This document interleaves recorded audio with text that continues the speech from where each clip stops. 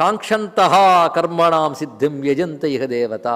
కనుక ప్రతివాడు కూడా ప్రథమత స్థూలంగా ఏదో పొందాలనుకుంటాడు కనుక ఇంద్రియాలే గొప్పవి అని ముందు అనుకుంటాడు. తప్పేం లేదు ఇక్కడ, అది తెలుసుకోవాల్సింది. కానీ ఇంద్రియాలే దేవతలుగా వీటినే యజంతి, వీటిని ఉపాసించేవాడు చాలామంది కనబడుతూ ఉంటారు. అంటే ఇంద్రియాలు, కానీ ఇంద్రియాలకు శక్తినిచ్చేవాడేవాడు, వాడు లోపల ఈశ్వరుడు ఒకడు ఉన్నాడు ఇక్కడ. కానీ దేవతలు, ఈశ్వరుడు, ఇంద్రియములు, ఆత్మ, ఇది రెండింటికి అన్వయించుకోవాలి ఇక్కడ. అందుకే కాంక్ష కలిగినటువంటి వారు ఆరాధిస్తారు. కానీ క్రమంగా బుద్ధి వస్తే నీకు ఆత్మశక్తి ఇక్కడ ప్రసరిస్తుంది కదా అని దీని యందు కూడా ఈశ్వర చైతన్య, ఆత్మ చైతన్యం చూడగలిగే స్థితికి వెళ్ళాలి. ఈ మాటలు దూరాన్వయం కాదు, తర్వాత చెప్పే శ్లోకాలు సులభంగా అర్థమవడం కోసం చెప్తున్నాను. కనుక ఇక్కడ స్థూలంగా చూస్తే కాంక్ష కలిగిన వారు దేవతలను ఆరాధిస్తారు. మనుష్యలోకంలో కర్మ వల్లనే ఫలం వస్తుంది కనుక అని భగవానుడు చక్కగా చెప్పాడు. కానీ కర్మ వల్ల ఫలం వస్తుంది. ఇప్పుడు కర్మ అనేది ప్రవేశించింది. కర్మ అనేది ప్రవేశించినప్పుడు మనుషులందరూ ఒకలా ఉండరు కదా, తెలిసిన ఆయన. కానీ అందరూ అనేక రకాలుగా ఉంటారు. ఎవరు ఏ రకంగా ఉంటారో దానికి తగ్గట్లుగా దేవతలను ఆరాధన చేస్తారు, నన్ను ఉపాసిస్తారు. రెండు విధాలు కూడా. అయితే అనేక రకాలుగా ఉంటారంటే ఎన్ని రకాలుగా ఉన్నా 4 రకాలు ప్రధానంగా చెప్పాలి అని చెప్తూ, చాతుర్వర్ణ్యం మయా సృష్టం గుణకర్మ విభాగసః తస్య కర్తారమపి మాం విద్యకర్తారం అవ్యయం. ఇది భగవానుడు చెప్పినటువంటి శ్లోకం. దీనిని సంప్రదాయజ్ఞులు ఒకలా చెప్తే, అసంప్రదాయజ్ఞులు వాళ్ళు గీతను వదలలేరు కానీ సంప్రదాయాన్ని వదిలేస్తారు కనుక వాళ్ళు ఏదో మభ్యపెట్టి మసిపూసి మాయ చేసి ఇంకోటి కన్విన్స్ చేయడానికి నానా ఫిట్స్ చేశారు. కానీ మన వేదం ప్రకారంగా కృష్ణుడి మాట ప్రకారం చెప్పుకున్నంత మాత్రాన ఇందులో ఎవరిని వేదన పరిచే విషయాలు ఏమీ లేదు. జాగ్రత్తగా అర్థం చేసుకోవాలి. ఎందుకంటే పైన మానుషేలోకే ఎందుకన్నారంటే మనుష్యలోకే శాస్త్రాధికార అన్నారు భగవత్పాదుల వారు. మనుష్యలోకంలో మనుష్యులకు శాస్త్రం మీద అధికారం ఉంది. శాస్త్రాన్ని తెలుసుకుని పాటించే అధికారం మానవులకు ఉంది, జంతువులకు లేదు కదా. అందుకే కర్మతో నన్ను ఆశ్రయిస్తారు లేదా దేవతలను ఆరాధిస్తారు మనుష్యలోకంలో అంటే, దేవతలను ఆరాధించే శాస్త్రము మనుష్యులకి లభ్యం. ఆ దేవతలను ఆరాధించడానికి గాను ఒక్కొక్కరికి ఒక్కొక్క పద్ధతి ఉంటుంది. ఎందుకంటే ఒక్కొక్కరిది ఒక్కొక్క జీవన విధానం కనుక అన్నాడు ఇక్కడ. ఆ జీవన రీతి బట్టి ఉంటుంది. ఆ జీవన రీతి పుట్టుకతోనూ ప్రవర్తనతోనూ అన్నిటితోనూ కలిసే ఉంటుంది అంటూ, చాతుర్వర్ణ్యం మయా సృష్టం, చాతుర్వర్ణ్యము నా చేత సృష్టింపబడినది అన్నాడు. ఇది తెలియక చాలామంది గుణాలు కర్మలు పెంచుకుంటూ ఉంటే మనం వర్ణం మారిపోవచ్చు అనుకుంటారు. కానీ సృష్టం అన్నాడు, క్రియేటెడ్ బై మీ, ఇది తెలుసుకోండి. కానీ వర్ణములు ఏర్పరిచాడు ఆయన.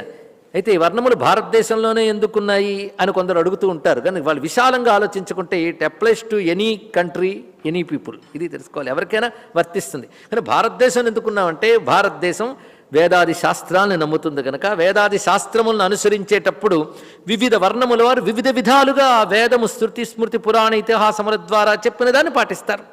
అందుకే వేదం ఎవరు దేనికి అధికారులు ఏర్పరిచింది. అయితే ఎవరు ముక్తి పొందుతారు అంటే ఎవరు దేనికి అధికారులు దానిని నాకు అర్పణంగా చేస్తే వారు ముక్తి పొందుతారని చెప్పిందే కానీ 4 వర్ణాల్లో వీడు మాత్రమే ముక్తి పొందుతారని భగవద్గీత మొత్తం గాలించండి, ఎక్కడా దొరకదు. ఎవరైనా ముక్తి పొందుతారు. అయితే వారు ఎందులో ఉన్నారో దానిపై వాళ్ళకి ప్రేమ ఏర్పడాలి. ఆ ఉపాధిగతమైన లక్షణంతో వాళ్ళకి శాస్త్రం నిర్దేశించిన కర్మను ఆచరించాలి. అది నాకు అర్పణ బుద్ధితో చేయాలి. ఇది తెలుసుకోవాల్సినది. అందుకే ఏది తక్కువ కాదు, స్థానములు మాత్రమే తప్ప ఎక్కువ తక్కువలు కావు. ఇది తెలుసుకోవాల్సింది. ఒక ఇంట్లో మేడ మీద పోర్షన్లో కూడా కింద పోర్షన్లో ఒకడు ఉంటాడు. ఎవడు ఎక్కువ అండి? మేడ మీద ఉన్నవాడు ఎక్కువ అనుకుంటే తప్పు. పైకి మేడ మీదకి వెళ్తే వాడికి అదే ల్యాండ్, ఎక్కడుంటే అదే తెలుసుకోవాల్సింది. కానీ మెట్లు అంతస్తులు కాదు, బాధ్యతలు. ఎవడు ఎక్కడ ఎలా ఉండాలి, స్థానములే తప్ప ఎక్కువ తక్కువలు కావు. ఇది తెలుసుకోవాలి. కలి ప్రవేశించిన తర్వాత వైషమ్య దృష్టి అనేది మనకంటే పరాయి వాళ్ళు మనకు నేర్పారు. దానితో వైషమ్యం ఎప్పటికీ కొనసాగుతూ ఉంటుంది.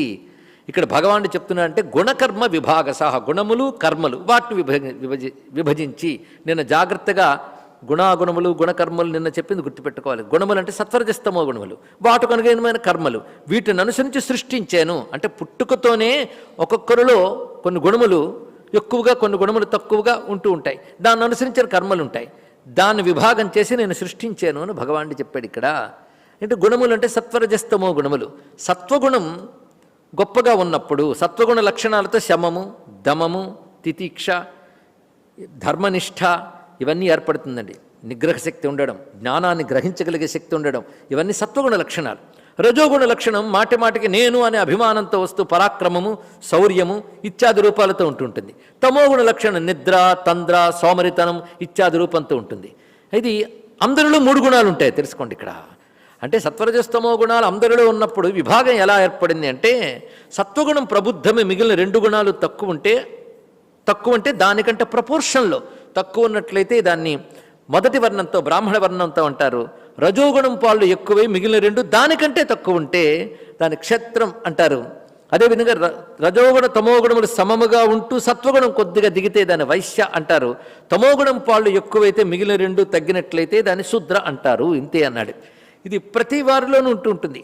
అయితే జన్మతః ఏర్పడినప్పుడు వారిలో ఈ గుణములు కూడా కనబడే అవకాశం ఉంటుంది మనం గమనించితే సృష్టిలో. ఇది తప్పదు. అదేవిధంగా ఒకే వ్యక్తిలో ఈ మూడు గుణాలు వివిధ కాలాల్లో ఒకలా ఉంటూ ఉంటాయి. ఒకప్పుడు సత్వగుణం ప్రబోధమవుతుంది, ఒకప్పుడు రజోగుణం, ఒక్కొక్కప్పుడు రజోగుణ తమోగుణముల సామ్యం, ఇంకొకప్పుడు కేవల తమోగుణం. లోకంలో మనం చూస్తూ ఉంటాం, ప్రతి వారిలో ఉంటుంది. కానీ వాళ్ళలో సత్వగుణం ప్రబుద్ధమైనప్పుడు వాడే బ్రాహ్మణుడు, వాళ్ళలో రజోగుణం ప్రబుద్ధమైనప్పుడు వాళ్ళలోనే క్షత్రియుడు. కనుక ఇవి విడివిడిగా కనబడుతూ ప్రతి వాళ్ళలో మళ్ళీ ఉంటూ ఉంటాయి. ఆశ్చర్యకరం. అయితే ఇవి ఎందుకు ఏర్పరిచారంటే వాటికి అనుగుణంగా కర్మలు ఉంటాయి. ఈ కర్మలన్నీ లోకగతి నిర్వహించడానికి అవసరమే. యజ్ఞయాగాది క్రతువులు చేయడానికై, లోకక్షేమం కోసం ఇవి చేయడానికి దానికి తగ్గ సంస్కారములు పొంది దానికోసం అంకితమవుతూ దానికి ఒక జీవన విధానం కలిగడానికి ఒకడు ఉంటాడు. అందరూ అలాగే అయితే మిగిలిన వ్యవస్థలు నడుస్తాయి. ఆ విధంగా చేయడం వల్ల దేవతల అనుగ్రహం పృథ్వీకి లభిస్తుంది. ఆ పృథ్వీకి అనుగ్రహంగా లభించిన సంపదలు అందరికీ చక్కగా పంచడంలో అడ్మినిస్ట్రేషన్ అనేది ఒకటి అవసరం. ఆ అడ్మినిస్ట్రేషన్ చేసేటప్పటికల్లా పరిపాలన అనేది వస్తుంది. అప్పుడు క్షాత్రం అవసరమైంది. ఇక్కడ ఆ క్షాత్రంలో ఒక అడ్మినిస్ట్రేషన్ నడుస్తుంది.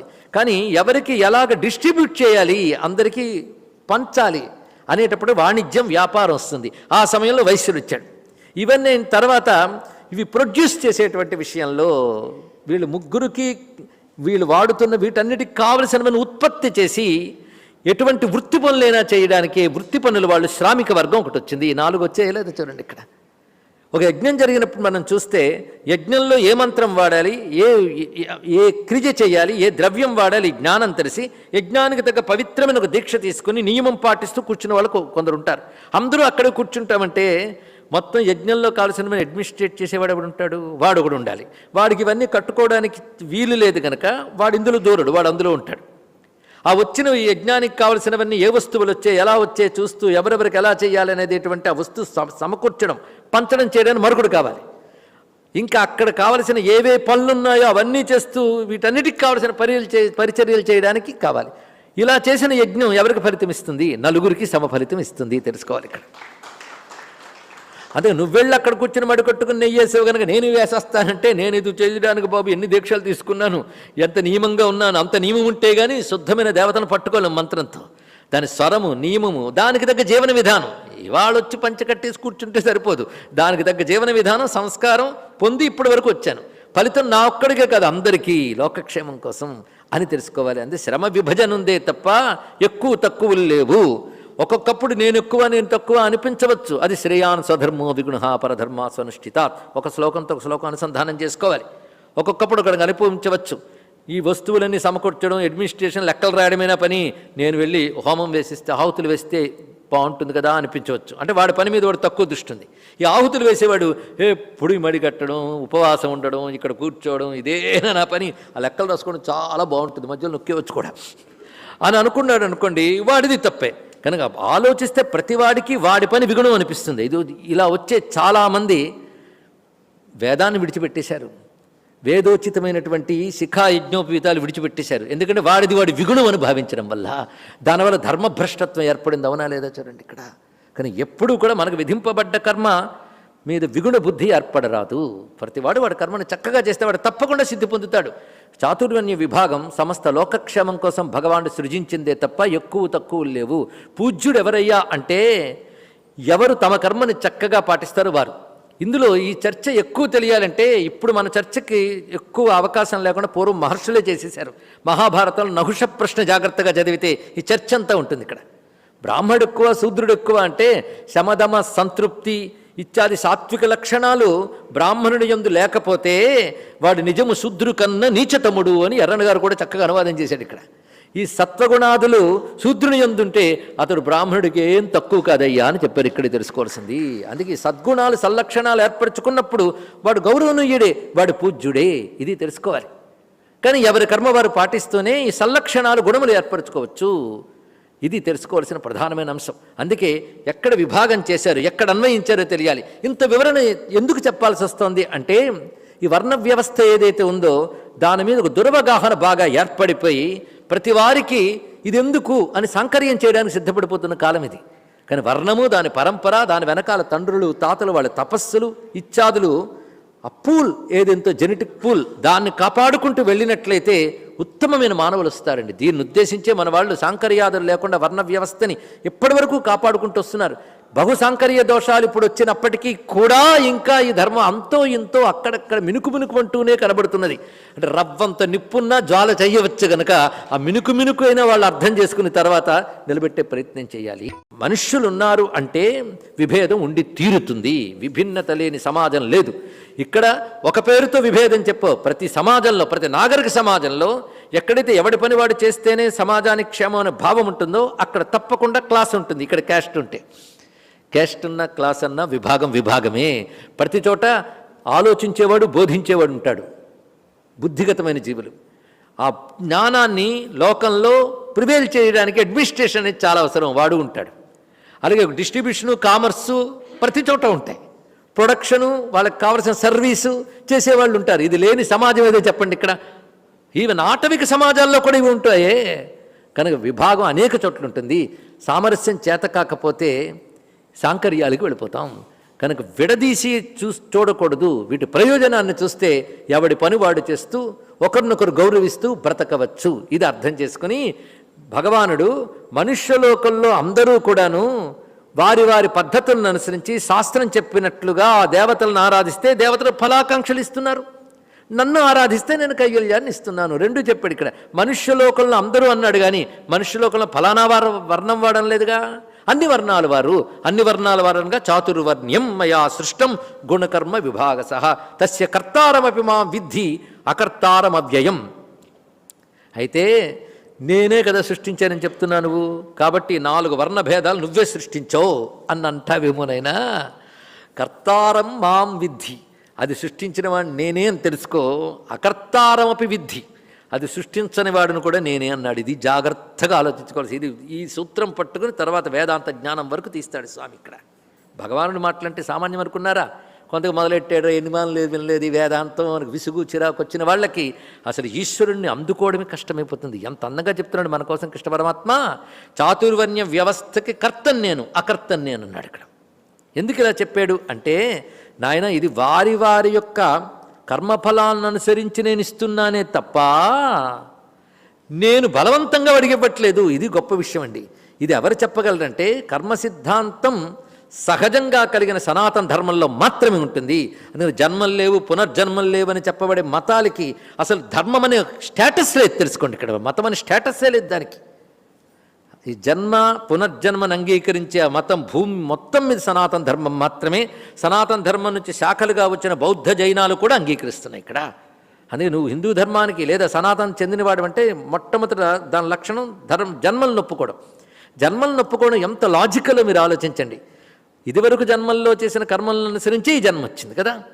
అందుకే లోకంలో ఎక్కువ తక్కువ అంటే ఒకడు పొడుగు, ఒకడు పొట్టి, ఒకడు తెలుపు, ఒకడు నలుపు, ఒకడు సుఖం, ఒకడు దుఃఖం ఎందుకు కనబడుతున్నాయంటే మనం చక్కగా సమాధానం చెప్పగలం. కర్మ అండి, నా కర్మను ఎన్నిమాలు కొట్టుకోమను అక్కడే చెప్తూ ఉన్నాడు. నువ్వే నా కర్మను కొట్టుకున్నావుగా, ఇవాడు దుఃఖానికి కారణం నీ పూర్వం కర్మ అని అర్థం ఇక్కడ. ఇలా చక్కమని మనం సమాధానం చెప్పగలం. కానీ అన్యమతాలు అసలు ఈ జన్మ సిద్ధాంతాన్ని అంగీకరించావు కనుక వాళ్ళ నా కర్మను కొట్టుకోవడానికి లేదు. అందుకే అనేక జన్మల పుణ్యం వల్ల నాకు ఈ జన్మ వచ్చింది అనుకోవడానికి కూడా అక్కడ లేదు. ఇక్కడ ఆలోచించండి ఇక్కడ. అందుకే భూమి మీద కాజ్ అండ్ ఎఫెక్ట్ అనే సిద్ధాంతాన్ని అంగీకరిస్తే, కార్యకారణ సిద్ధాంతం అనేది అంగీకరించే ఒక లాజికల్ రిలీజన్ ఏదైనా ఉంటే దట్ ఈజ్ హిందూయిజం ఓన్లీ. తెలుసుకోండి, లాజిక్ ఉంది ఇక్కడ. కార్యకారణ సంబంధం, ప్రతిదాని వెనకాల కార్యకారణ సంబంధం ఉంటుంది. అయితే ఇవాళ నా కార్యంలో కారణం కనబట్టలేదు కనుక నమ్మను అనుకో. విత్తనం చెట్టు అయ్యింది, విత్తనం చెట్టు అయ్యాక చెట్లు విత్తనం వెతక్కు, అంతే కదా. మట్టి కొండ అయ్యింది, కొండలో మట్టి ఉండొచ్చు కానీ కొండ ఆకృతుంది. ఆ పచ్చి మట్టి నువ్వు దీనిలో ఎక్కడ వెతుకుతావు? అవది ఇక్కడ. అందుకే నీ కారణం కనబడకపోవచ్చు, కారణం కార్యరూపాన్ని అనుభవిస్తున్నావు. కారణం ఉందని ఇంగితంతో తెలుసుకోవాలి ఇక్కడ. కనుక ఒక కారణం వల్ల దుఃఖం వచ్చింది కనుక మళ్ళీ దుఃఖం వచ్చేటువంటి పనులు చెయ్యను అనుకో. ఎంత చక్కగా బోధిస్తాం చూడండి. ఇంత కర్మసిద్ధాంతం అంటే ఇది. కర్మసిద్ధాంతం ఎంత గొప్పదంటే ఇది తెలియ కొంతమంది కర్మసిద్ధాంతం వల్ల చాలామంది పనులు చేయడం మానేస్తున్నాడు. పిచ్చి పని చెయ్యడమే కర్మసిద్ధాంతం, పని మానేయడం కర్మసిద్ధాంతం కాదు. నువ్వు నన్ను ఆశ్రయించు, నీ పాపాలన్నీ మాఫీ చేసేస్తా, నీకు స్వర్గం ఇచ్చేస్తా అనే దేవుడు ఆయన ఒక పాపపు దేవుడు. తెలుసుకోండి, ఇక్కడ ఏ దేవుడైతే నీ కర్మకు తగ్గ ఫలం ఇస్తానంటాడో వాడే అసలు దేవుడు. తెలుసుకోండి, నీ కర్మకు తగ్గ ఫలం ఇస్తాను అని చెప్పగానే పాపకర్మ చేస్తే దుఃఖం ఇస్తాను రెడీగా ఉంది ప్యాకెట్. పుణ్యకర్మ చేసేవా సుఖం ఇస్తానన్నాడు. అయితే ఇప్పుడు సుఖం ఇవ్వడానికి పుణ్యకర్మ చేసుకో, పాపపుణ్యాలు అక్కర్లేదు, కైవల్యం రాదంటాడా, కర్మని ఫలం ఆశించకుండా చెయ్యి. ఎంత క్లారిటీ ఉందండి ఇక్కడ, కన్ఫ్యూజన్కి అవకాశమే లేదు. ఇంత చక్కగా చెప్పబడుతున్నది ఇక్కడ. అందుకే భగవానుడు ఏం చెప్తున్నాడంటే, వీటిని నేను సృష్టించేను అంటే కర్తనే, వాడి కర్మకు తగ్గ ఉపాధి కల్ప ఫలం చేశాను. ఎందుకంటే కర్మకు ఫలం డైరెక్ట్గా కర్మ వల్ల రాదు, కర్మని గమనించే ఒక శక్తి ఉంది, అది ఈశ్వర శక్తి. నేను వాడి కర్మకు తగ్గ ఫలాన్ని ఇస్తున్నాను. ఆ ఫలంలో ఒక భాగమే జన్మ, దానిలో ఒక భాగమే వర్ణములు. ఇవన్నీ కూడా వారిని నేను వారి గుణకర్మలను అనుసరించి ఇస్తున్నాను. అందుకే నా అంతటి నేను ఇవ్వట్లేదు గనక అకర్తని, నేనే ఇస్తున్నాను కనుక కర్తని. కానీ నన్ను కర్తాను అకర్తాను, కానీ ముందు కర్తని చెప్పి అకర్తారం విద్ధి అన్నాడు ఇక్కడ. అంటే నేను కర్తగా కనబడుతున్నా, నిజానికి అకర్తను అన్నాడు ఇక్కడ. దేనికి అంటాని వాడును. ఇది ఎలాగంటే చిన్న ఉదాహరణ, వర్షాలు పడట్లేదు, భూమి నుంచి సస్యాలు రావట్లేదు అని చాలా బాధపడుతున్నాం. వర్షం పడింది, వర్షం పడగానే ఇంకా మొలిచేయండి. ఎన్నెన్ని మొలిచేయంటే మామిడి చెట్టు, జామ చెట్టు, పుల్ల మామిడి, తీయ మామిడి, దాని తర్వాత ముళ్ళ చెట్లు, పూల చెట్లు బోల్డ్ వచ్చాయి. ఇవన్నీ దేనివల్ల వచ్చాయి? ఇప్పుడు మీకు వర్షం వల్ల కదా. వర్షం పరమేశ్వర స్వరూపం అనుకుందాం. వర్షం వల్ల అన్నీ వచ్చినప్పుడు పరమేశ్వరుడు అందరికీ సమబుద్ధితో ఉండాలి కనుక అన్నీ జామ చెట్లు ఎందుకు చేయలేదు, అన్నీ మామిడి చెట్లు ఎందుకు చేయలేదు? మామిడి చెట్లో కొన్ని పుల్లేమిటి, కొన్ని తీపేమిటి, కొన్ని ముళ్ళేమిటి, కొన్ని పువ్వులేమిటి. కనుక వర్షరూపమైన ఈశ్వరుడికి వంచన ఎక్కువ ఉంది, అతనికి పక్షపాతం ఎక్కువ. అదే వైషమ్యం అంటే పక్షపాతం అని. పక్షపాతం ఎక్కువ అని రాస్తావనైనా. వర్షం కురవడం వల్ల ఇవి వచ్చాయి కనుక దీనికి రావడానికి కారణం ఏమిటి? వర్షం మీరే అన్నారు. కానీ పుల్లకి, తీయకి, ముళ్ళకి, పూలకి కారణం ఏమిటి? వాటి బీజములు, వాటి బీజాల్లో ఉన్నవి వర్షం వల్ల ఆ రూపాన్ని స్వీకరించి వచ్చాయి. కనుక ఆయా జీవుల కర్మ బీజములు పరమేశ్వర స్వరూపమైన శక్తి రూప వర్షం వల్ల రూపాలు స్వీకరించి వస్తాయి. ఇది తెలుసుకోవాల్సింది. ఇప్పుడు వర్షం కర్త అకర్త అది అర్థం చేసుకోవాల్సింది. ప్రకృతిలోనే పాఠం నేర్పుతున్నాడు పరమాత్మ. వర్షం ఎలాగ ఇవన్నీ రావడానికి కారణం ఏంది కనుక కర్త అంటున్నావో, కానీ పుల్లకి, తీయకి, ముళ్ళకి, పూలకి కారణం కాదు కనుక అకర్త అంటున్నావో, అలాగే ఈశ్వరుడు కూడా కర్తారమపి అకర్తారం. ఎంత అందమైన సమాధానాలు! ఎప్పుడో క్లియర్గా చెప్పేసిన ధర్మాన్ని వదిలి ఇంకో దగ్గరికి ఎలా వెళ్ళగలుగుతున్నామండి? చేతిలో రత్నం పారేసుకొని గాజు ముక్క రాసుకున్నట్టుంది పరిస్థితి. అయితే పరమేశ్వరుడు ఇవన్నీ చేస్తున్నప్పుడు ఎంత కాదన్నా కర్త అయినా అకర్త అయినా ఇవి చేస్తూ ఉన్నప్పుడు నాకు అంటుతాయా అంటే, నమాం కర్మాణి లింపంతి నమే కర్మఫలే స్పృహ ఇతి మాం యోభిజానాతి కర్మభిర్న సబధ్యతే. నన్ను కర్మలు అంటవు, నాకు కర్మఫలముల యందు స్పృహ లేదు అను నన్ను ఎవరు పరిపూర్ణంగా తెలుసుకుంటారో వారికి కర్మలు అంటవు. ఏమిటండి ఇది అర్థం? అరే ఆయనకి ఏవి అంటవని తెలుసుకున్నంత మాత్రం నాకు అంటవా?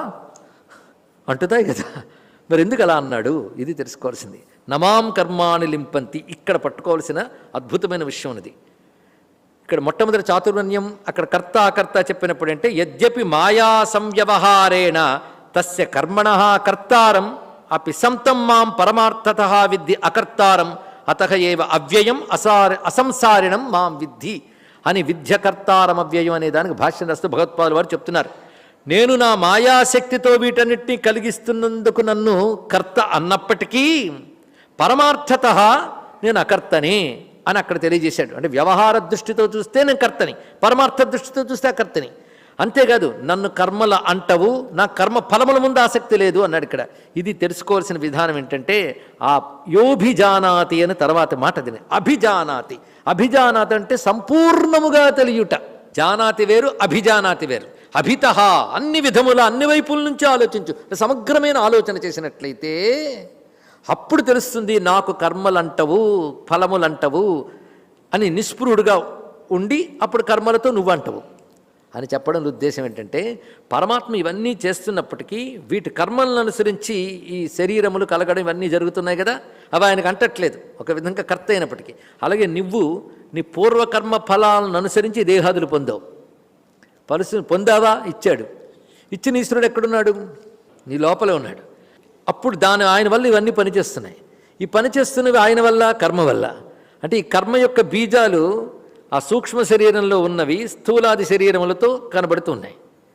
రకరకాలుగా సుఖాలుగా దుఃఖాలుగా వివిధములుగా కనబడుతున్నాయి. వీటన్నిటి శక్తినిస్తున్నది ఏమిటి? లోపల ఉన్న ఆత్మరూపుడైన పరమాత్మ యొక్క చిచ్చక్తి. అంటే లోపల ఆత్మరూపుడైన పరమేశ్వరుడు ఉనికి వల్ల ఇవన్నీ పనిచేస్తున్నాయి. కానీ ఇవన్నీ పనిచేస్తున్నా ఆయనకి ఇవేవి అంటవు. అక్కడ ఆయన అన్నప్పుడు ఎవడు? ఇక్కడ చెప్తున్నది ఆత్మ కదా. ఆత్మ అనేది వేరేగా ఉందా? అసలు నేనని ఆలోచించిన కారణం ఆత్మయేగా. అది నువ్వు గ్రహించగలిగితే ఈ శరీరాది యందు కలుగుతున్న వాటన్నిటికీ కూడా నువ్వు అంటకుండానే ఉంటావు. ఇక్కడ ఇవి ఆయా కర్మఫలాలను జరుగుతున్న నా అసలు స్వరూపం మాత్రం శుద్ధమే అని తెలిసి నమాం కర్మాణి లింపంతి నమే కర్మ ఫలిస్పృహ. ఆ కర్మలు నన్ను అంటట్లేదు అని చెప్పి కర్మఫలమయందు స్పృహ లేకుండా కర్మాచరణ చేస్తూ ఆ స్పృహ ఆ నిష్ఠ ఆత్మరూపుడు నేను నా ఎందే పెట్టి ఉంచుతావు. పెట్టుంచినంత మాత్రం కర్మలు మానేస్తావా? చేస్తావు, కానీ నువ్వు వాటికి అంటకుండా ఉంటావు. ఇలాగే చేసేరయ్యా నీ పూర్వతరం వాళ్ళు, నువ్వు అలాగే చెయ్యు అని చెప్తున్నాడు తర్వాత మాటని. ఏవం పరంపరా ప్రాప్తం ఏవం రాజర్షయో విదుహు అన్నాడుగా, పరంపరగా వచ్చిందని. ఏమ జ్ఞాత్వా కృతం కర్మ పూర్వైరపు ముముక్షుభి, నీ పూర్వీకులు కూడా చేశారు. అయితే పూర్వీకులు అంటే ఎందరో నా పూర్వీకులు ఉండొచ్చు, కానీ ముముక్షుభి మోక్షకాంక్ష కలిగిన నీ పూర్వీకులు అన్నాడు ఇక్కడ. వాళ్ళ చేత చేయబడింది అన్నాడు. అందుకే కురు కర్మైవ తస్మాత్వం, అందుకు నువ్వు కర్మనాచరించు. అందుకే జ్ఞానిని అయిపోతాననో జ్ఞానిని అవ్వాలనో జ్ఞాని అయిపోయాననో చెప్పి కర్మ నువ్వు మానేకు. ఎందుకంటే ఈ ప్రపంచమనే కర్మ చేస్తూనే ఉన్నాను నేను. మానేశానా చెప్పుడు? చాతుర్వర్ణ్యాలను సృష్టించాను, ఇన్ని చేస్తున్నాను. మానేశానా? మానలేదు. కానీ అవి నాకు అంటుతున్నాయా? అంటట్లేదు. అంటకుండానే ఇవన్నీ ఎలా నిర్వహిస్తున్నానో నువ్వు నీ యొక్క కర్మలని అంటకుండా ఫలాకాంక్ష లేకుండా నిస్పృహుడివే చేస్తే నన్ను బాగా తెలుసుకున్నవాడివై ఈ కర్మలతో బంధింపబడవు. కర్మభిర్నసబధ్యతే. అందుకే ఏవం జ్ఞాత్వా కృతం కర్మ పూర్వైరపు ముముక్షుభి, ముముక్షువులైన పూర్వులు కూడా చేశారు. అందుకని ఇవాళ నిన్ను కొత్తగా యుద్ధం చెయ్యని నేను ప్రేరేపిస్తున్నాను ఘోర కర్మలు అనుకోకు. నీ పూర్వులు కూడా చేశారు. పూర్వులు చేశారంటే ఇదిగో ఎదురుగా ఉన్నట్టు దుర్యోధనాదుల వలనే చేశారా? కాదు, జ్ఞానులే చేశారు. ముముక్షుభి, వాళ్ళు మోక్షకాంక్ష కలిగినప్పటికీ కర్మాచరణ చేశారు వారు. ఇక్కడ ఎలాగూ నేను ఎలాగైతే దేనికి అంటని వాడినై కూడా ఈ సృష్టిని వారి కర్మలను అనుసరించి చేస్తూ ఉంటానో, నువ్వు కూడా కర్మలను అనుసరించి సాగుతున్న శరీరంలో అంటకుండా ఫలాకాంక్ష కలిగి కర్మను ఆచరించు. ఇది చెప్తున్నాడు ఇక్కడ. కురు కర్మైవ తస్మాత్వం పూర్వై పూర్వతరం కృతం. అందుకే నువ్వు చేయవలసింది ఈ మాట ప్రతివారు గుర్తుపెట్టుకోవాల్సింది. కురు కర్మైవ తస్మాత్వం, నువ్వు చేయవలసింది నీ పూర్వీకులు ఏ కర్మనాచరించారో దానిని చెయ్యు అన్నాడు ఇక్కడ. అంతేగా నా పూర్వీకులు ఆచరించిన దాన్ని తక్కువగా చూడరాదు. అందుకే మా తాతకి తండ్రికి ముక్తి రాలేదు, ఈ కొత్త దేవుడు ముక్తినిస్తాడని మా తాత తండ్రుల నుంచి వచ్చిన మతాన్ని నుంచి మారిపోతానన్న వాళ్ళు ఎంత భ్రష్టులో చూడండి. ఇక్కడ వాళ్ళకి తమ పూర్వీకులపై గౌరవం లేదు. ఏం వాళ్ళు ముక్తి పొందలేదా? నరకాల్లో మగ్గిపోతున్నారా? నరకం అనేది 2000 సంవత్సరాల క్రితం పుట్టినవాడి వల్లే స్వర్గం నరకం తయారయ్యేవా? అంతకు ముందు లేవు. వాళ్ళందరూ ఎక్కడికి పోయారు? ఇది తెలియక అజ్ఞానం చేతి ఎడిపోతున్నామో తెలియట్లేదు. అర్థమైన వాడికి అర్థమైనంత మొత్తానికి. కురు కర్మైవ తస్మాత్వం పూర్వై, నీ పూర్వీకులు చేశారు. ఎలా చేశారో పూర్వీకులు కూడా పూర్వతరం కృతం. పూర్వతరం అనే మాటకు అర్థం ఏంటంటే సంప్రదాయముతో అని అర్థం. ఇక్కడ పూర్వతరం అనే మాటకి అతి ప్రాచీనం అంటే సంప్రదాయ సిద్ధి అన్నాడు ఇక్కడ. సంప్రదాయ ప్రకారంగా అని పూర్వతరము అంటే సంప్రదాయ ప్రకారంగా వస్తున్నది, అతి ప్రాచీనమైనది, సంప్రదాయమైనది. కనుక ప్రతి మానవుడు కర్తవ్యం ఏంటంటే సంప్రదాయబద్ధంగా పూర్వీకులు ఆచరించినది. ఇది గుర్తుపెట్టుకోవాలి. తర్వాత తరాలకు నువ్వు పూర్వీకుడైపోతావు. అందుకే జాగ్రత్తగా ఉండాలి. కనుక ముముక్షుభి అనే మాట అందుకు పనికొచ్చింది. నీ పూర్వతరాల్లో మోక్షకాంక్ష కలిగినటువంటి వారు ఏ విధంగానైతే సత్కర్మాచరణని నిస్పృహగా అంటకుండా ఆచరించారో నువ్వు అలాగే చెయ్యవయ్యా. ఎందుకంటే నువ్వు పెద్ద పెద్ద కబుర్లు ఆడుతున్నావు కదా. అందుకే మోక్షకాంక్ష నీకు ఉన్నట్లయితే ఫలాసక్తి లేకుండా నాకు అర్పించి చెయ్యు. అలాగే చేశారు నీ పూర్వీకులు. మోక్షం లేదు, ఫలాకాంక్ష అయితే చక్కగా ధర్మబద్ధంగా యుద్ధం చెయ్యి. రెండు ఎలాగైనా సరిపోయింది. ఇక్కడ చెయ్యు. ఇక్కడ పూర్వైరపు అనుష్ఠితత్వాత్ అని. అయితే అనుష్ఠించేవాళ్ళు రెండు రకాలు కనిపిస్తున్నారు. ఆత్మ అంటే ఏమిటో తెలియకుండా అనుష్ఠించేవాళ్ళు, ఆత్మజ్ఞానం కలిగిన వాళ్ళు, లేదా ఆత్మజ్ఞానం కావాలనుకునే వాళ్ళు. ఇప్పుడు ఎవరైనా సరే పూర్వీకులు చెప్పిన ఆచారాన్ని అనుష్ఠించవలసిందే. ఏది అనాత్మజ్ఞస్తం తద ఆత్మశుద్ధ్యర్థం. నీకు ఇంకా ఆత్మజ్ఞానం కలగలేదనుకో ఆత్మశుద్ధి కోసం కర్మ చేయి. తత్వవిచ్చేత్, నీకు ఆత్మజ్ఞానం కలిగిందనుకో లోక సంగ్రహార్థం. ఒకటే మాట చెప్పేశాడు ఇక్కడ. అంటే అసలైన వాడు ఎలాగా కర్మలకు అంటకుండా చేస్తాడు. కానీ మనందరం కర్మలకు అంటకుండా చేయడం అంటే అప్పుడు క్వశ్చన్ మార్క్ ముఖాలు బాణాలను అవి సంధిస్తున్నారు, తెలిసిపోతుంది ఇక్కడ. ఎలా చేస్తారండి కర్మకు అంటకుండా అంటే? ఫలాకాంక్ష నీకు ఉంది కనుక కర్మకు అంటుతున్నావు, అంటుకో పర్వాలేదు, అప్పుడు ధర్మబద్ధంగా చేయి. మొట్టమొదటి స్థితి అజ్ఞానమే, తర్వాత స్థితి జ్ఞానం. కనుక ఆత్మజ్ఞానం లేనంత కాలం చిత్తశుద్ధి కోసం చేయి. చిత్తశుద్ధి పొంది జ్ఞానం వచ్చాక, జ్ఞానం వస్తే లోక సంగ్రహార్థం చెయ్యి అన్నాడు ఇక్కడ. ఈ రెండు కూడా పూర్వతరేహి కృతం. నీ పూర్వీకుల్లో రెండు రకాలు ఉన్నారు. ఆత్మజ్ఞానులు కాని రాజులు వారి యొక్క సనాతన ధర్మాన్ని పాటిస్తూ వాళ్ళు పాలన చేశారు. ఆత్మజ్ఞానం కలిగిన జనకాదులు వంటి వారు లోక సంగ్రహార్థం చేశారు. ఎలా చేసినప్పటికీ కురు కర్మైవ తస్మాత్వం పూర్వై పూర్వతరం కృతం. ఇంత చక్కగా స్పష్టంగా భగవానుడు బోధించాడు. ఇప్పటివరకు చెప్పిన దాన్ని అవతార ప్రకరణం అని విభాగం చేశారు. విషయం అర్థం చేసుకోవడానికి విభాగాలు. అవతార ప్రకరణం భగవంతుడు తన అవతార స్వరూపాన్ని చెప్తూ, నేను అవతరించి నీ వలనే కనబడుతున్నప్పటికీ నా ఈశ్వర స్థితి నుంచి నేను ఎప్పుడు చ్యుతం కాదు. అందుకే నేను సృష్టి చేస్తూ జీవుల్ని సృష్టించేటప్పుడు ఎలా అంటకుండానే అన్నీ చేస్తానో, అవతరించినప్పుడు కూడా అలాగే చేస్తూ ఉంటాను. అవతార పురుషుడు నేను అలాగే చేస్తాను. సిద్ధపురుషులు నా తర్వాతి స్థాయి వాళ్ళు సిద్ధపురుషులు, వాళ్ళు అలాగే చేస్తారు. అంతకంటే క్రింది స్థాయి వాళ్ళు అర్పణ బుద్ధితో అనాసక్తిగా చేసేవాళ్ళు. అంతకంటే క్రింది స్థాయి వాళ్ళు ఆసక్తితో ఫలాకాంక్షతో చేస్తూ ఉంటారు. ఇది తెలుసుకోవాల్సినది. ఈ ఆసక్తి ఫలాకాంక్ష ఉన్నంతసేపు బంధిస్తుంది. అది బంధనం కాకుండా ఉండాలంటే ఆసక్తి ఫలాకాంక్ష వదిలి, ఈ వదిలేయాలంటే ఏదో పట్టు కావాలంటే నన్ను పట్టుకో. అలా క్రమంగా తెస్తున్నాడు ఈయన భగవానుడు ఇక్కడ. కానీ ఏదైనప్పటికీ కూడా ప్రతి మానవుడు పూర్వై పూర్వతరం కృతం అయినటువంటి సనాతనమైన మార్గాన్నే అనుసరించాలి. ఇది చెప్తున్నాడు ఇక్కడ. నీ పూర్వీకులు అదే చేశారయ్యా. ఆత్మజ్ఞానులైతే కొందరు ఆత్మజ్ఞానం లేనివారైతే కొందరు ఫలాకాంక్ష కోసం, అయ్యో ఆత్మజ్ఞానం కావాలనుకునేవారైతే చిత్తశుద్ధ్యర్థం, ఆత్మజ్ఞానం పొందిన వారైతే లోక సంగ్రహార్థం. ఇది చేశారు, తెలుసుకో అని చెప్తూ ఇక్కడి నుంచి చెప్పబోయే మాటలు మరింత తీవ్రంగా ఉంటాయి. ఇప్పటివరకు అవతారము ఇవన్నీ ఉన్నాయి కనుక ఇది పట్టు చిక్కింది. ఈ అధ్యాయం పేరేంటి? ఇంతమందేనండి. దీన్ని బట్టి సీరియస్గా వింటున్న వాళ్ళు ఎవరో నాకు తెలియట్లే. జ్ఞానయోగం అంటే ఏం చెప్పదలుచుకున్నాడు ఇక్కడ? కర్మయోగంలో ఖచ్చితంగా కర్మయోగం ఎలా అవుతుందో చెప్పేశాడు. మనందరం కర్మలో ఉన్నాం కనుక కర్మయోగులం కావాలనుకోవడం పై స్టెప్పే కనుక అర్థమవుతుంది. కర్మయోగం వల్ల కలిగిన జ్ఞానం ఏదో ఆ జ్ఞాని ఎలా ఉంటాడో చెప్పదలుచుకున్నాడు ఆయన ఇక్కడ. అది ఇక్కడి నుంచి ప్రారంభిస్తున్నాడు. జ్ఞాని ఎలాగుంటాడో ఎవరికి చెప్పదలుచుకున్నాడు? కర్మలో ఉన్నవాడికి చెప్పదలుచుకున్నాడు. ఆ కర్మలో ఉన్నవాడు కర్మలో ఉన్న జ్ఞానిని కూడా చూశాడు. నేను ఎలాగైతే కర్మనాచరిస్తున్నానో జ్ఞాని కూడా అలాగే కర్మనాచరిస్తాడు కదా. కనుక నేను ఆయన ఒకే స్థితి అంటే కాదు. ఆ బైఫర్కేషన్ చెప్పాలి ఇక్కడ. అది చెప్పడానికి ఏం చేశాడంటే, జ్ఞాని నువ్వు మీ ఇద్దరి కర్మ ఒక్కలాంటిది కాదని తెలియడం కోసం జ్ఞాని కంటే పైనున్న జ్ఞానస్వరూపుడిని నేను కూడా నీలాగే కర్మాచరిస్తున్నట్టు కనబడుతున్నానుగా. కానీ నేనే అంటను, వాడు అంటడు. అంటి చేస్తావు నువ్వు, అంటకుండా చేస్తాడు వాడు, అంతకంటే అంటకుండా చేస్తాను నేను. ఇది చెప్పదలుచుకున్నాడు ఇక్కడ. ఇప్పుడు మన స్థితి ఎక్కడికి వెళ్ళాలి? జ్ఞానస్థితికి గనక అంటకుండా చేయడం అంటే ఏమిటో నేర్పగలగాలండి ఇక్కడ.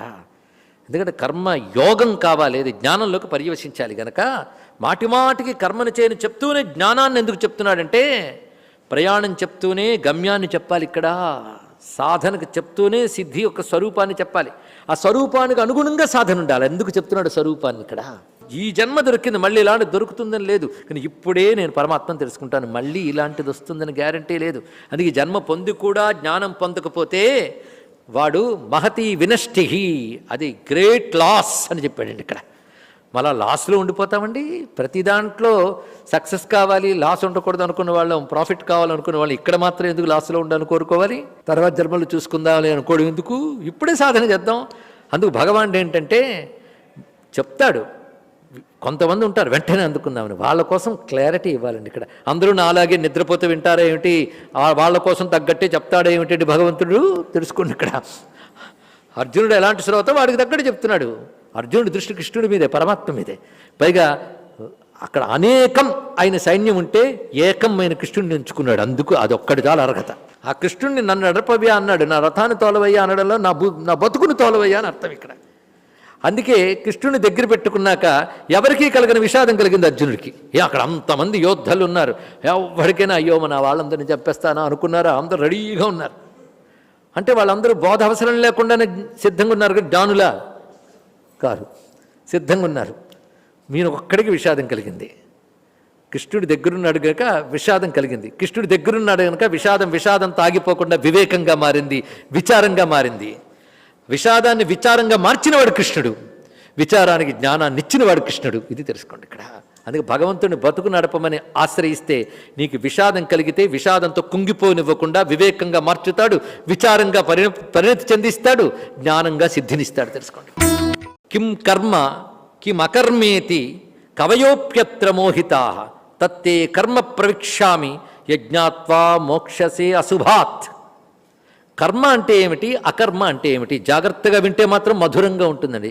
కావలసింది ఒక్కటే, ఏకాగ్రంగా వింటే అంత మధురంగా ఉంటుంది. ఇక్కడ కర్మ అంటే ఏమిటి, అకర్మ అంటే ఏమిటి అనే విషయంపై కవులు కూడా మోహితులవుతారయ్యా అన్నారు. ఇక్కడ మోహితులు అంటే తెలుసుకోలేరని అర్థం. కవులు అంటే మేధావులు, అందుకని పోయిట్స్ అని కాదు ఇక్కడ అర్థం. కవిర్ మనీషి, మేధావి అని అర్థం. ఇక్కడ మేధావులు, మంచి బుద్ధిశక్తి కలిగిన మహామహా పండితులైనా, అటు నుంచి ఇటు నుంచి కబుర్లు చెప్పగలిగిన పండితులైన కర్మ అకర్మ విషయంలో వాళ్ళు మోహితులవుతారు. అంటే డెఫినేషన్ చెప్పలేరని కాదు, ఎక్స్పీరియన్స్ అనేది అంత కష్టం, అది చెప్పడం ఇక్కడ. తత్తే కర్మ ప్రవక్ష్యామి, అందుకే నేను తత్ కర్మ, ఆ కర్మ తత్వాన్ని, ఆ కర్మ యొక్క యథార్థ స్వరూపాన్ని నీకు ప్రవక్ష్యామి, చక్కగా చెప్తానన్నాడు. స్వామి మాత్రం చక్కగా చెప్తాను, నువ్వు చక్కగా వినద్దు. తత్తే ప్రవక్ష్యామి, నీకు చెప్తూ ఉన్నాను నాయనా. ఎందుకు చెప్తున్నావయ్యా అంటే యజ్ఞాత్వా మోక్షసే అశుభాత్, దేన్ని తెలుసుకోవడం వల్ల నువ్వు అశుభాల నుంచి మోక్షం పొందుతావో దానిని చెప్తున్నాను, ఆ కర్మస్వరూపాన్ని చెప్పబోతున్నాను.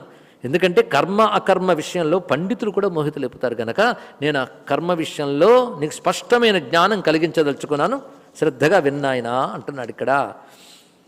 కర్మణోహ్యపి బోద్ధవ్యం బోద్ధవ్యంచ వికర్మణ అకర్మణశ్చ బోద్ధవ్యం గహనా కర్మణో గతి. గహనా కర్మణో గతి, కర్మగతులు అతి నిగూఢమైనవి. గహనం అంటే అంతుపట్టనివి, కర్మగతులు అంతుపట్టనివి. ఏది కర్మ, ఏది అకర్మ, ఏది వికర్మ అనేది తేలడం మహా కష్టం సుమా. కర్మణోహ్యపి బోద్ధవ్యం, ఇక్కడ కర్మ వికర్మ అకర్మ అని 3 శబ్దములు వచ్చాయి. మొదటి కర్మ శబ్దానికి అర్థం శాస్త్ర విహిత కర్మ, శాస్త్రము విధించినది. కర్మలు మళ్ళీ లోకంలో ప్రతి వాళ్ళు కర్మ చేస్తూనే ఉన్నారు, అవునా లేదా? ఊపిరి తీయడం, తినడం, నీరు తాగడం, ఇవన్నీ దైహిక కర్మలు. అలాగే లోకల్ని ఉద్యోగం చేయడం, సంపాదించుకోవడం, తినడం లౌకిక కర్మలు. శాస్త్రం చెప్పింది ఆచరించడాన్ని వైదిక కర్మ అందాం. వేదం అంటే శాస్త్రం కనుక ఈ రకాల కర్మలు ఉంటాయి. చేయవలసింది ఇప్పుడు లోకం కోసం కర్మ ఎలాగూ చేస్తాం, తిండి తిప్ప ఊపిరి తీయడం ఎలాగూ చేస్తాం, వాటి గురించి ఉపన్యాసం అక్కర్లే. ఇది శాస్త్రం కనుక కర్మ అన్నప్పుడు శాస్త్రవిహిత కర్మాచరణ. వికర్మ అంటే శాస్త్రము నిషేధించిన కర్మ వికర్మ. అంటే ఇది చెయ్యకు అని శాస్త్రం చెప్పింది ఇక్కడ. సత్యం వద, సత్యం పలుకు, అసత్యం పలకకు, ఇలా ఉండకు ఇలా ఉండకు అని శాస్త్రం చెప్తుంది. శాస్త్రం విధి నిషేధ రూపంగా 2 రూపాలతో ఉంటుంది. కానీ విధి అంటే చెయ్యవలసినది, అది కర్మ. నిషేధం ఇది ప్రతిషిద్ధస్య అన్నారు ఇక్కడ, అంటే కూడదు అని చెప్పింది వికర్మ. అకర్మ అసలు ఏ కర్మ చేయకుండా ఉండడం. 3 వచ్చే చూడండి. శాస్త్రవిహిత కర్మాచరణ కర్మ. వికర్మ అనగా నిషేధ కర్మ చెయ్యకు, నిషేధ కర్మలు. అకర్మ అనగా అంటే నిషేధ కర్మలు చేయకని చెప్పిన చేస్తూ ఉన్న వాళ్ళు ఉంటారు, వాళ్ళు వికర్ములు. శాస్త్రం చెప్పిన కర్మ చేసేవాళ్ళు కర్మిష్ఠులు. కనుక కర్మ చేయని ఆయన అనగానే కూడని పనులు చేయమని అర్థం. కర్మ చేయని ఆయన అంటేనే సత్కర్మలు చేయని ఆయన అని అర్థం. అందుకే మొదటి కర్మ అంటే శాస్త్రం చెప్పిన సత్కర్మ, వికర్మ అంటే కూడని పనులు, అకర్మ అంటే ఏ పని చేయకుండా ఉండడం. ఈ 3 గురించి చెప్తున్నాను, జాగ్రత్తగా విను అన్నాడు. ఎందుకంటే కర్మ బంధిస్తుంది కానీ కర్మలు మానేసి కూర్చుంటే ఏమవుతావు, భ్రష్టు పట్టుకుపోతావు, జాగ్రత్త. అందుకే అకర్మ. పోనీ ఏదో పని చేయాలి కానీ వికర్మ చేస్తావా, నరకాల్లో పడతావు, జాగ్రత్త. సత్కర్మాచరణ, దారికి వచ్చావు, బాగుంది. సత్కర్మ చేసేవనుకో చక్కటి ఫలితాలు వస్తాయి, బాగుంది కదా, అట్రాక్షన్. కానీ నిష్కామంగా చేసేవనుకో చిత్తశుద్ధి వస్తుంది. నాకు అర్పించి చేసేవనుకో తొందరగా మోక్షం ఇస్తాను అన్నాడు. ఇక్కడంతే సులభం అండి, తెలిసిపోయింది. కనుక ఇందులో మనకు చేయవలసింది ఏమిటి, చేస్తున్నది ఏమిటి అడగలేదు. వికర్మ చేస్తున్నామా అకర్మ చేస్తున్నామా, అకర్మ చేస్తున్నామా ఏంటండి? అకర్మ అంటేనే చేయకపోవడం కదా. ఎందుకు అడిగారు, ఎందుకు అడిగామో తర్వాత శ్లోకంలో తెలుస్తుంది. అకర్మ చేస్తున్నామా వికర్మ చేస్తున్నామా, చేస్తున్నది అదే కావచ్చు, కానీ ఇప్పుడు అర్థం చేసుకుని సత్కర్మ చేయాలనేది తర్వాత శ్లోకం ఇప్పుడు చెప్పబోతున్నాడు. ఇది ఒక గ్రంథి శ్లోకం అండి. ఇక్కడ ఎలాగైతే యా నిశా సర్వభూతానాం లాంటిదో ఇది. కానీ ఒక్క శ్లోకం చెప్పుకుంటే చాలుట మొత్తం అర్థమైపోతుంది నీకు అన్నాడు. అలాంటిది, అందుకే జాగ్రత్తగా వినవలసినటువంటి శ్లోకం.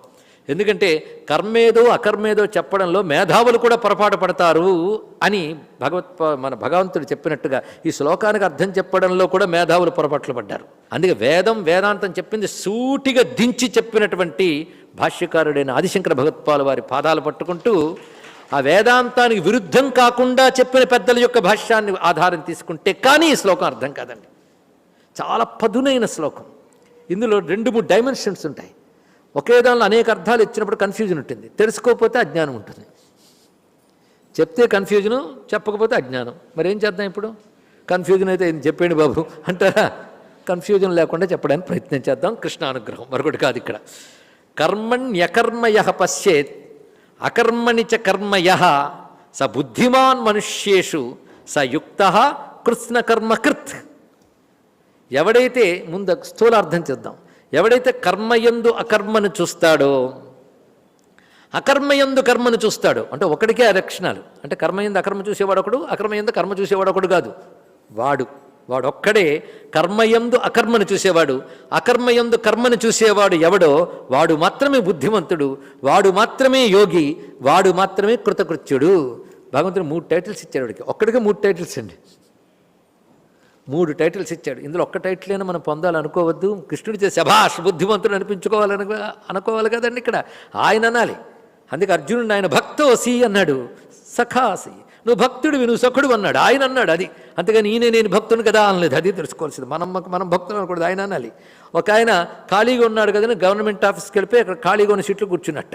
ఎందుకంటే అసలు ఆఫీసర్ 10:30కి వస్తాడు, వీడు 9కి వెళ్ళి కూర్చున్నాడు. ఏమిట్రా బాబు నువ్వేమో ఆఫీసర్గా నీకు ఎవడిచ్చాడు ఉద్యోగం అన్నట్టు. ఒడిచ్చేది ఏమిటి, నేను వచ్చి కూర్చున్నానట్ట. అలా మనమే భక్తులు అనుకోకూడదండి. అపాయింట్మెంట్ ఉండాలి అక్కడ, తెలుసుకోడు. భగవంతుడు అనాలి ఇక్కడ. కనుక ఆయన బుద్ధిమాన్ యుక్త కృష్ణకర్మవిత్ అనాలంటే మనకు కొన్ని లక్షణాలు ఉండాలి. అవేమిటి? 2 లక్షణాలు. ఎంత సులభం. ఇన్ని అనుకున్నాను, 2 కర్మని అకర్మ. కర్మలో అకర్మను చూడడం, అకర్మలో కర్మను చూడడం. ఇంతే. ఇదేం కన్ఫ్యూజన్ కాదండి. చాలా తేటగా చెప్తున్నాడు. జాగ్రత్తగా పరిశీలిద్దాం. కానీ పదునుగా ఇక్కడ అర్థం చెప్పుకోవాలి. ఇక్కడ మొదట చెప్పినప్పుడు అకర్మకు ఒక అర్థం ఉంటుంది, రెండవ దానిలో అకర్మకి ఇంకొక అర్థం ఉంది. ఇది తెలియాలంటే పై శ్లోకాల నుంచి వస్తే అర్థమైపోతుంది. అందుకే అక్కడ మాటికి ఉదాహరణలతో సహా ఎస్టాబ్లిష్ చేసుకుంటూ కర్మ అంటుకోకుండా చేయడం ఇవన్నీ ఎందుకు చెప్పుకున్నామంటే ఇది అర్థం అవడం కోసం. జాగ్రత్తగా వింటే సిద్ధమే కదా. కర్మలో అకర్మని చూడడం ఏంటి? ఇప్పుడు కర్మ చేసేది ఏమిటో చెప్పండి మీరు. మనం ఇంతవరకు విన్నదాని నుంచే మనం రావాలి. అందుకే ఈయన 4వ అధ్యాయంలో 18వ శ్లోకం చెప్పాడు కానీ మొదటి అధ్యాయంలో 2వ శ్లోకంలో చెప్పలేదు. అంటే ఇన్ని అధ్యాయాలు ఓపిగ్గా చిత్తశుద్ధిగా ప్రవచనమైపోయిన వెంటనే మా గోల మాది అనుకోకుండా శ్రద్ధగా విన్నట్లయితే ఈ శ్లోకం ఎక్కిపోతుంది ఇక్కడ. అటువంటి వాడి కోసమే భగవద్గీత. ఎలాగో మేము ఇంట్లో ఖాళీగా ఉన్నా 40 రోజులు కూర్చున్నాం, తర్వాత అక్కడ కునుకుది విందాం, తర్వాత పరుగులు పెడదాం అనుకునే వాళ్ళ కోసం కాదు. కర్మలో అకర్మను చూడడం అంటే ఏమిటి ఇది చెప్తున్నాడు. అంటే కర్మ చేసేది ఏమిటి ఇప్పుడు చెప్పండి. ఇక్కడ కర్మ చేసేది దేహమే. దేహం అనగానే బాహ్యేంద్రియాలే కాదు, మనస్సు కూడా కర్మ చేస్తుంది. మనస్సు సూక్ష్మేంద్రియం, మనస్సు కూడా ఇంద్రియమే. అంటే దేహేంద్రియ సంఘాతం అన్నాడు. దేహము ఇంద్రియము, ఇంద్రియాలతో కూడినటువంటి దేహం. ఇంద్రియం అంటే అంతఃకరణ బహిష్కరణాలు అని కలుపుకునే దేహం మొత్తం నేను కలిపేసి దేహం నాకు పక్కకు తోసేశారు. మరి నేనేవండి ఇది చెప్పు. ఇక్కడ నువ్వు అనుకుంటున్నదంతా తీసేసి అదొక గుంపుగా తోసేశాడు. ఇప్పుడు దేహేంద్రియ సంఘాతం అనేసాడు. అక్కడ మనస్సు కూడా ఇంద్రియమే అనేసాడు. ఇప్పుడు నేను అవన్నీ ఆలోచించు. ఇవన్నీ నేను అనుకుంటూ ఒకడు ఉన్నాడు చైతన్యం. వాడు నిజంగా చేస్తున్నాడా? దీనికే మనం మొన్న ఒక ఉదాహరణ చెప్పుకున్నాం. దీపం, కాంతి, గోడ. ఆ ఉదాహరణ అప్లై చేసుకుంటే చాలు. లోపల ఏ ఆత్మ అనేది ఒకటి ఉండడం వల్ల ఇవన్నీ పనిచేస్తున్నాయో అది ఇప్పుడు ఒక వస్తువు అయిపోయింది. ఇవన్నీ కలిపి ఒక వస్తువు అయిపోయింది. ఈ డివిజన్ మీరు అర్థం చేసుకోవడానికి చేసేం తప్ప డివిజన్ ఇక్కడ లేదు. ఉంటే మనం ఉండం, వినడానికి ఒక్కడు ఉండడు. దేహం పాటికి దేహం, ఆత్మకి పాటి ఆత్మ అయిపోతే ఇక్కడ వినడానికి ఎవడున్నాడు, చెప్పేవాడు ఎవడున్నాడు. ఆ రెండు కలిస్తేనే యాక్షన్ అనేది. కానీ కర్మ అనేది ఎప్పుడు యాక్షన్ అనేది ఎప్పుడు ఏర్పడుతుంది?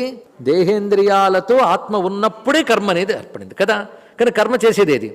మళ్ళీ ఆలోచించమని చెప్పాడు. దేహేంద్రియాలే కర్మ చేస్తున్నాయి. ఆత్మ తింటోందా?